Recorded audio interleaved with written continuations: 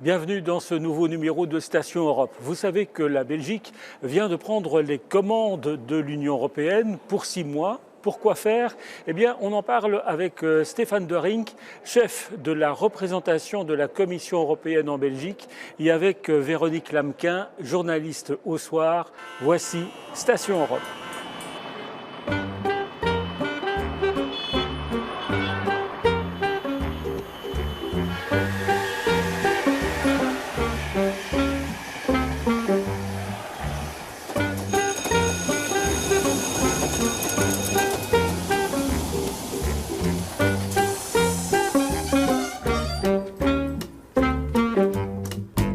On se retrouve sur le plateau du Parlement européen à Bruxelles et tout d'abord, je vous présente Stéphane De Rink. Merci d'être avec nous. Vous êtes le chef de la représentation de la Commission européenne en Belgique et on le sait, la Belgique va donc commencer par endosser la présidence de l'Union européenne. On peut dire qu'il y a du pain sur la planche?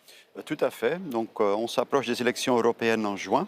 Et la Commission européenne a proposé, donc nous avons proposé beaucoup d'initiatives.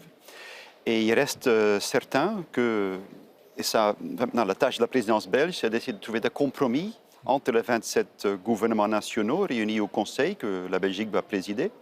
Et parfois aussi, ou la plupart des cas, entre le Parlement européen et le Conseil, quand il y a des positions un peu différentes, il faut trouver des compromis.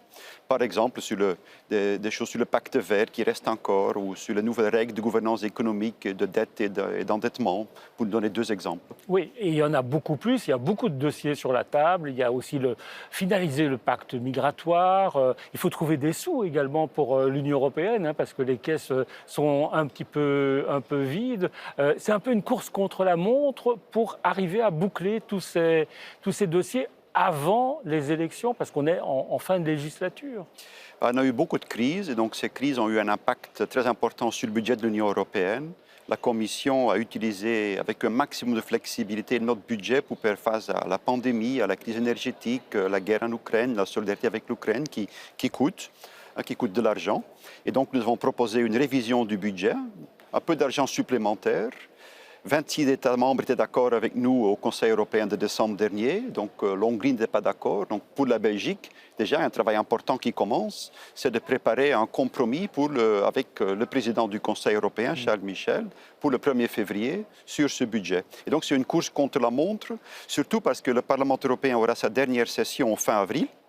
Et donc tout ce qui n'est pas voté fin avril passera au prochain Parlement européen. Donc pour tous les dossiers sur lesquels il faut l'accord du Parlement européen, que ce soit des nouvelles règles sur l'emballage pour éviter le plastique, que ce soit sur le Net Zero Industry Act pour être moins dépendant de la Chine sur les technologies critiques par exemple, il faut que le Parlement européen soit aussi d'accord. Ouais. Et donc la Belgique va devoir trouver des compromis entre le Conseil et le Parlement européen. Alors, avec nous également en ligne depuis la rédaction du soir, Véronique Lamquin.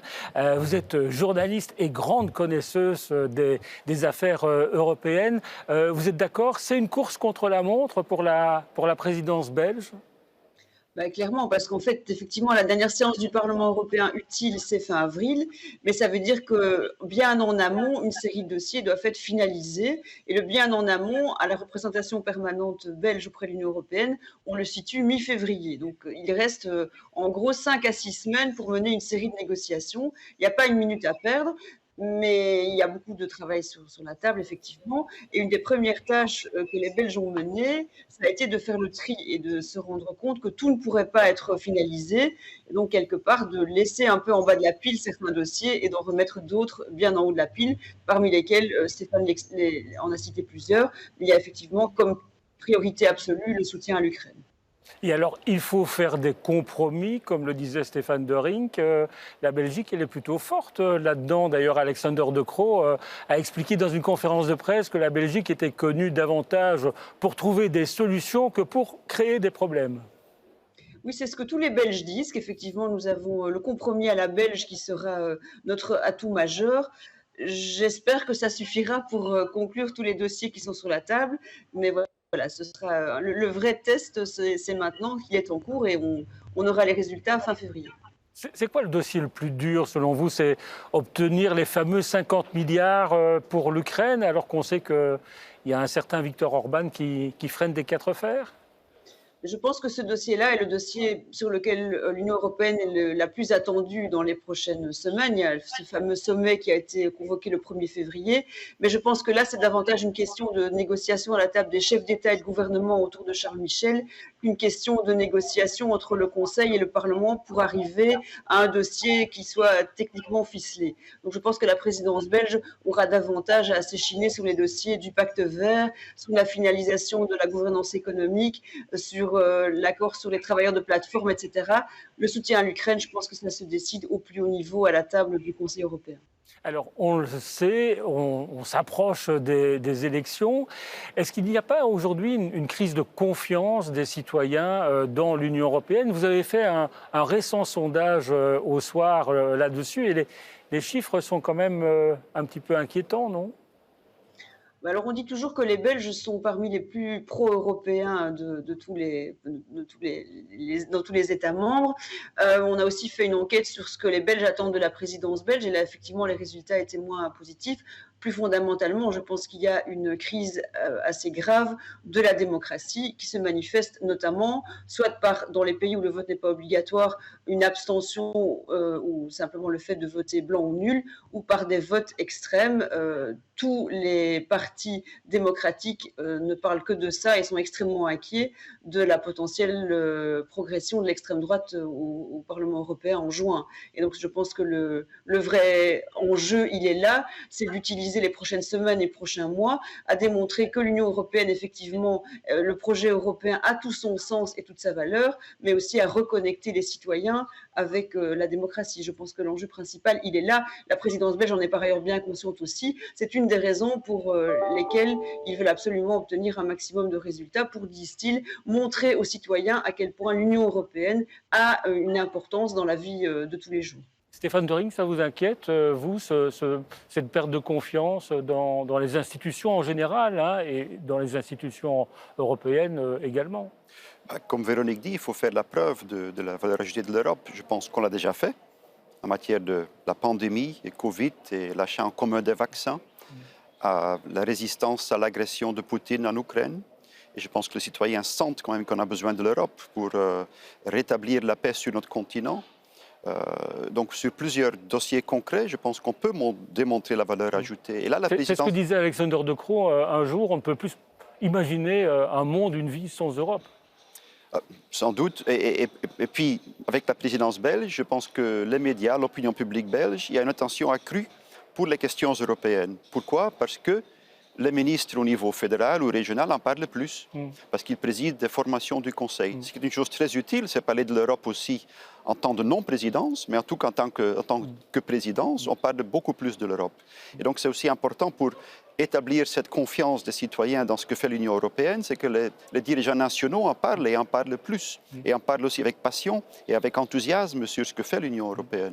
Une dernière question, Véronique Lamquin, parce que je sais que vous devez nous abandonner. Le Qatargate, ça peut avoir une influence négative sur la motivation des Belges à voter pour l'Europe ou c'est anecdotique? C'est extrêmement difficile de répondre à cette question. Alors, plusieurs parlementaires européens belges m'ont dit qu'on leur en avait parlé quand ils évoquaient les élections. Je pense que c'est très difficile à dire. Je voulais juste rebondir sur ce que Stéphane vient de dire juste avant. C'est qu'on a beaucoup demandé au ministre belge par rapport à la présidence, est-ce que le fait que les élections arrivent va perturber cette présidence? Et en fait, pour l'instant, ce qu'on observe, c'est que les ministres qui seront effectivement bientôt en campagne ou qui le sont déjà, ils parlent beaucoup de cette présidence parce qu'ils se disent que c'est quelque part un point positif aussi pour leur campagne. Et donc, finalement, c'est tout profit pour la présidence belge et pour l'Europe, ces élections, en tout cas pour l'instant. Merci Véronique Lamquin et on continuera à vous lire dans les pages Europe du journal Le Soir. Alors Stéphane de Rink, il y a un problème effectivement qu'il faudra régler durant cette présidence, c'est trouver de l'argent. Il y a un sommet exceptionnel le 1er février là-dessus parce que les caisses de l'État, si j'ose dire, les caisses de l'Union européenne sont un petit peu vides aujourd'hui. Ils ne sont pas vides, mais nous avons fait beaucoup de preuves d'imagination pour répondre aux crises que nous avons connues. La crise du Covid, la crise énergétique avec la flambée des prix du gaz, notamment, et pour arrêté à acheter le gaz russe. Et donc, ça a coûté de l'argent. Une politique industrielle plus ambitieuse dans un monde qui devient de plus en plus fragmenté économiquement, ça coûte de l'argent. Le contrôle des frontières extérieures pour éviter ou pour arrêter la migration irrégulière, ça coûte de l'argent aussi. Et donc, il y a plusieurs choses qui n'étaient pas prévues en 2020, quand on a fait le cadre budgétaire pluriannuel, comme nous disons, ici dans notre bulle de Bruxelles. Et dans ce cadre pluriannuel, on a utilisé au maximum la flexibilité qu'on avait prévue là-dedans. Et donc, si on veut une politique industrielle plus ambitieuse, si on veut continuer à soutenir l'Ukraine, il faut en fait trouver de l'argent supplémentaire. Et les chefs d'État du gouvernement, 26 des 27, ont trouvé un compromis en décembre. Ils donnent un peu moins ce que la Commission avait demandé, notamment sur la politique industrielle, mais en gros, c'est un paquet qui est satisfaisant pour nous à la Commission. Maintenant, il faut convaincre M. Orban. Véronique disait que c'est la tâche de Charles Michel, des 26 chefs d'État et du gouvernement, c'est vrai, mais c'est aussi la présidence belge qui va devoir préparer ça. Parce que c'est au Conseil des affaires générales, présidé par Mme Labib, ministre des Affaires étrangères, que le Conseil européen a préparé. C'est aussi au Coreper, présidé par l'ambassadeur belge, la réunion des représentants permanents des États membres auprès de l'Union européenne, que ce Conseil européen a préparé. Donc le travail préparatoire commence. Et puis, il y a eu cette semaine déjà une avancée, un mandat de négociation pour le Conseil, donc pour le représentant belge qui va maintenant travailler avec le Parlement européen, pour le cadre législatif, pour cette facilité qu'on veut créer ce mécanisme de support financier pour l'Ukraine. Sans budget, parce que le budget reste entre crochets, sans répartition près de subventions, ça reste entre crochets, parce que ça, c'est chef Sache, comme on dit, c'est quelque chose que les chefs d'État et du gouvernement vont devoir trancher le 1er février. En 27, on espère, parce qu'il faut vraiment utiliser le budget européen pour continuer à montrer cette solidarité avec l'Ukraine. C'est aussi la façon la plus efficace de le faire. En tout cas, il y a urgence à renflouer les caisses de l'Union européenne. Roberta Metsola, la présidente du Parlement européen, le déclarait elle-même, et on l'écoute. Il faut urgemment un accord sur le budget à long terme, car nos ressources sont exploitées au maximum. Lorsque notre cadre financier a été avalisé, la situation géopolitique était bien différente, nos priorités ont changé et notre endettement s'accroît. Voilà, c'est ce que vous disiez également. Il y a eu des tas d'imprévus, effectivement, comme la guerre en Ukraine, qui ont vidé quelque peu les caisses de l'Union européenne. Mais est-ce qu'on pourrait dire que l'Union européenne est en faillite ? Il y a un avantage de ce cadre pluriannuel, c'est qu'il donne de la stabilité aux États membres. Ils savent combien ils vont toucher en matière de politique de cohésion. Ce qu'on appelle le cadre pluriannuel, c'est le budget pour 7 ans. Hein, voilà, pour 7 ans. Et donc, ça donne une stabilité, une certitude. Donc, ça, c'est le grand avantage d'avoir ce cadre pluriannuel. Un deuxième avantage, c'est qu'il ne faut pas se disputer chaque année sur qui reçoit quoi, combien coûte, combien on dépense.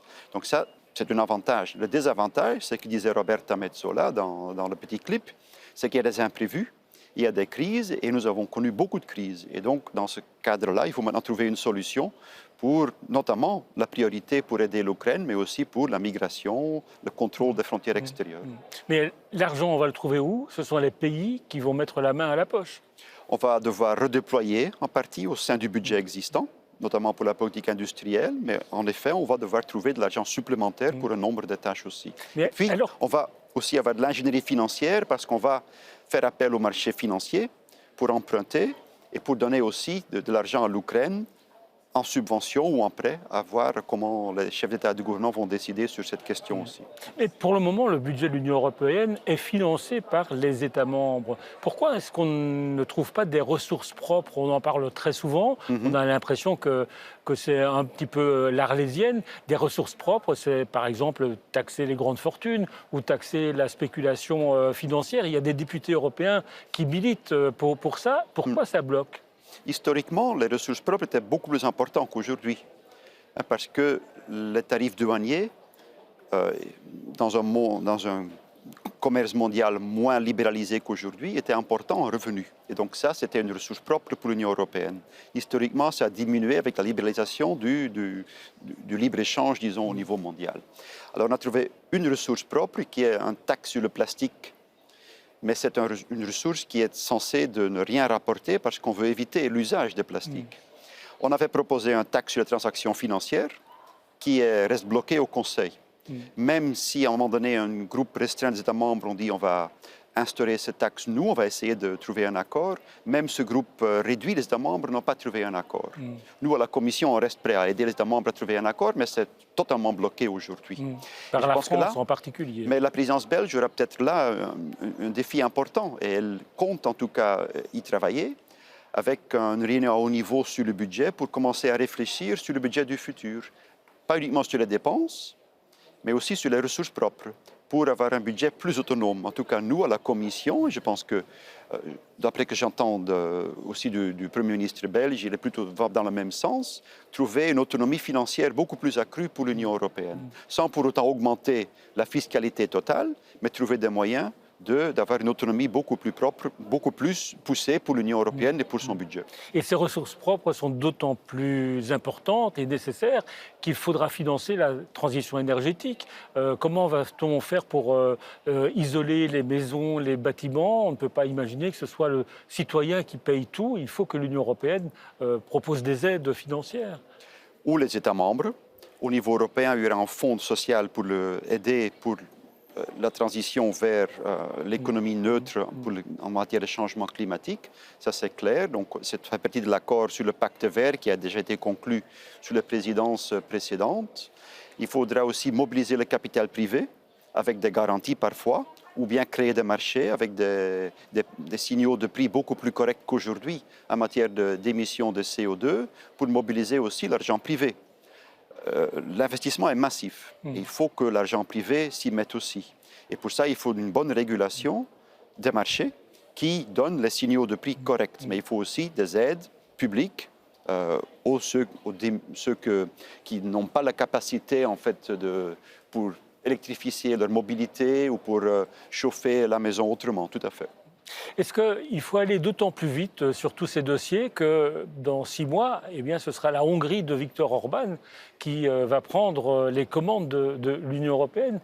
Ça vous fait peur, ça? Ça fait peur à beaucoup, en tout cas. Sur le pacte vert, je pense que nous avons plus ou moins conclu. Comme on disait, il reste quelques dossiers à traiter sous présidence belge. Et puis, ce sera la mise en œuvre de ce pacte, en fait, qui sera centrale. Et Ursula von der Leyen a annoncé des dialogues avec l'industrie, aussi avec l'agriculture, qu'on va commencer avec l'agriculture en janvier encore, pour notamment pouvoir explorer le maximum de flexibilité pour l'agriculture, pour l'industrie, dans la mise en œuvre de ce pacte vert. Mais Orban, il dit qu'il faut mettre le pacte vert au frigo, hein? Mais on ne va pas le mettre au frigo, en tout cas. Le pacte vert est adopté. Donc maintenant, il s'agit de le mettre en œuvre. C'est une obligation juridique pour chaque État membre de le mettre en œuvre. C'est une obligation juridique que l'Union européenne s'est auto-imposée pour avoir une économie neutre en climat pour 2050, pour diminuer les émissions CO2 pour 2030. On va bientôt, en février, publier un papier de la Commission sur 2040. Il est clair que nous avons donné, avec ce cadre, une certitude aux investisseurs privés aussi, dont on parlait tout à l'heure, pour que le capital privé se mobilise. Maintenant, le problème clé avec l'Hongrie, c'est surtout la règle, le rule of law, donc l'état de droit. Et là, pour la présidence belge, j'ai bien compris que c'est aussi un point phare et un point crucial aussi pour discuter comment mieux faire appliquer l'état de droit encore. Nous, on a déjà fait beaucoup dans le portefeuille de Didier Reynders par ailleurs aussi, avec l'Hongrie, avec le gouvernement précédent en Pologne, pour mettre de la pression, pour mettre la conditionnalité dans le cadre de l'argent européen, aussi bien cohésion que les plans de recovery, de recouvrement et de résilience, avec une conditionnalité très stricte qui commence à avoir effet. Il y a eu des réformes positives en Hongrie, insuffisantes certes aujourd'hui, mais on fait des pas en avant et il faut continuer dans cette voie-là. C'est ce qui fait qu'il y a 10 milliards d'euros qui étaient bloqués parce que la Hongrie ne respecte pas l'état de droit, donc les valeurs démocratiques, la liberté de la presse, l'indépendance de la justice. 10 milliards qui étaient bloqués et qui ont été octroyés à Viktor Orban pour les quelques progrès qu'il qu'il a concédé, qu'il a accepté de faire. Certains ont l'État dit que hongrois, plutôt à Viktor Orban, pas à Viktor Orban. Donc, soyons clairs. Quelqu'un a dit que, en fait, la Commission européenne avait cédé à un marchandage, à un chandage de Viktor Orban. Il recevait l'argent et, en échange, il donnait son feu vert. En tout cas, il ne s'opposait pas à l'ouverture des négociations pour l'adhésion de l'Ukraine dans l'Union européenne. Mais soyons objectifs là, et nous devons être objectifs dans ce dossier. Il y a eu des progrès en Hongrie et des choses qui bloquaient la situation ont été débloquées. Vous parlez des milliards libérés, mais il reste beaucoup de milliards bloqués aussi aujourd'hui. N'oublions pas. Encore une vingtaine de milliards bloqués. Et donc, il y a toutes les conditionnalités du plan de recouvrement, aussi dans la politique de cohésion. Il y a plusieurs choses sur la liberté académique, sur les orientations sexuelles et tout ça qui restent bloquées aujourd'hui à cause des mesures législatives discriminatoires en Hongrie. Charles Michel qui va quitter d'une manière anticipée son poste à la présidence du Conseil, ça a été fort critiqué. Hein. Est-ce que ça pose un problème selon vous ou finalement on peut se passer de Charles Michel à ce poste-là? Et est-ce qu'il n'y a pas un danger que ce soit Viktor Orban qui le remplace en quelque sorte? Mais moi, j'ai lu et j'ai noté que Charles Michel, d'après ce qu'il a dit aussi dans la presse, notamment aussi au soir, qu'il reste en fonction jusqu'au début juillet, et s'il est élu, qu'il prendra son siège en tant que député européen. Mais son mandat se termine en principe au mois de novembre. C'est donc, après Herman Van Rompuy et Donald Tusk, c'est le troisième président du Conseil européen, traité de Lisbonne. On a introduit ce concept d'une présidence plus stable, pas rotative, pas une présidence qui change chaque 6 mois. C'est la première fois qu'un président du Conseil européen annonce qu'il va quitter plus tôt que la fin de son mandat, qui est quelques mois plus tard que le départ qu'il prévoit. On a souvent parlé des querelles entre Ursula von der Leyen et Charles Michel.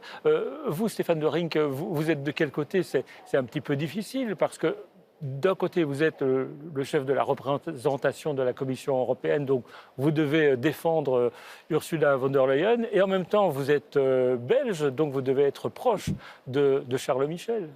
La Commission a une mission noble dans le traité. Dans toute son indépendance, proposer des initiatives politiques, des initiatives législatives, proposer un budget, dont on parlait juste tout à l'heure avec la révision du budget que nous avons proposé, proposer un pacte vert, proposer de mieux réguler l'économie numérique, travailler à la puissance géopolitique de l'Union européenne, négocier au nom de l'Union européenne des accords de libre-échange avec des partenaires des pays tiers. Et donc, moi, je crois dans cette mission, et c'est Ursula von der Leyen qui incarne cette mission, et qui a fait face à certaines crises quand même de façon exemplaire, et qui a, en même temps, en faisant face à ces crises, a tenu son agenda et ses promesses de 2019, sur le pacte vert, et sur le numérique, et sur le géopolitique notamment. Et donc, moi, je crois profondément dans la Commission européenne. C'est pourquoi j'y travaille aussi. Maintenant, Charles Michel, en tant que président du Conseil européen, il a aussi sa mission, c'est de faciliter le compromis entre les chefs d'État et de gouvernement sur base de ce qu'a proposé la Commission européenne, mais aussi pour donner une orientation stratégique à l'Union européenne, à toutes les institutions dans leur ensemble, le Parlement européen, le Conseil que préside maintenant la Belgique et la Commission européenne. On a parfois, dans la presse, beaucoup critiqué le rôle de Charles Michel et on l'a parfois comparé à quelqu'un comme Jacques Delors qui a disparu il y a peu. Il y a encore des Jacques Delors dans l'Union européenne aujourd'hui Je ne vais pas faire la comparaison. Jacques Delors était un grand homme d'État, un grand président de la Commission pendant 10 ans. Il a eu 2 mandats et un petit mini-mandat en plus. Traité de Maastricht, la création de l'euro, création du programme Erasmus, le marché unique. Jacques Delors, dans son époque, a achevé beaucoup et a beaucoup de résultats. Mais dans un contexte où on était 12 États membres, dans un contexte où le Parlement européen était beaucoup moins puissant qu'aujourd'hui. Donc je pense que c'est très difficile de faire la comparaison. Alors je voudrais qu'on regarde une image, c'est lors de la présentation de la présidence belge. On voit Ursula von der Leyen et Alexander De Croo croquer dans une énorme barre de chocolat. C'est parce que le chocolat est rassurant, c'est ça le message qu'on veut faire transmettre? Je pense que le chocolat, c'est un symbole belge. Et donc, Ursula von der Leyen a fait l'éloge aussi de la qualité de ce chocolat qui a été offert par la présidence belge. Je pense que c'était le logo de la présidence belge qui était en format de chocolat, qui est un logo très beau par ailleurs, avec le BEU. La Belgique EU, mais aussi BEU en anglais. Donc c'est quand même quelque chose qui a été bien trouvé, qui est bien représenté par ce logo. La Belgique est européenne et l'Europe maintenant, grâce à la présidence, d'un peu plus belge que d'habitude. Donc voilà. Voilà, on va goûter cette Europe à la sauce belge. Merci Stéphane de Rink de vous être arrêté à Station Europe. Merci à Pascal Simard et à toute l'équipe qui a réalisé cette émission ici au Parlement européen. Et on se retrouve dans 2 semaines pour un nouveau numéro de Station Europe.